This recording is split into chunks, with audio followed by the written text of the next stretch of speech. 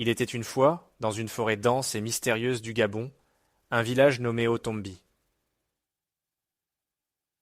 Ses habitants parviennent en harmonie avec la nature, protégés par les esprits ancestraux et les animaux de la forêt.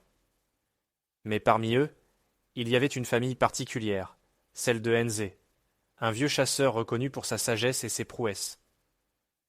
Nzé avait un fils, Assangui, un jeune homme courageux mais impatient, qui rêvait. Un jour, Assangui a décidé de prouver son courage. Il entendit parler d'un grand éléphant blanc, Esso, qui vivait dans les profondeurs de la forêt. Cet éléphant, disait-on, était protégé par les esprits, et quiconque le capturait deviendrait immortel. Malgré les avertissements de son père, Assangui se lance dans la forêt pour le chasseur. Après plusieurs jours de marche, Assangui aperçut enfin l'éléphant majestueux. Esso broutait tranquillement sous un grand arbre sacré. L'excitation envahit le jeune homme. Il banda son arc, prêt à tirer, mais au moment où il allait décocher sa flèche, l'éléphant tourna lentement la tête et plongea son regard dans celui d'Assangui. Ce n'était pas un regard de bête, mais celui d'un.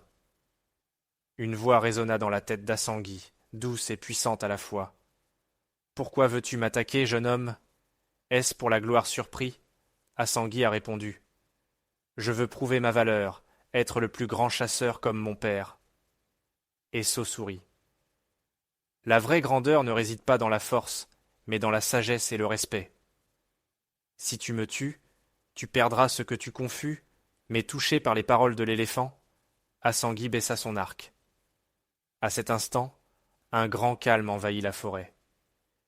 Les oiseaux recommandent à chanter, et la lumière du soleil traverse les branches d'arbres comme une benne.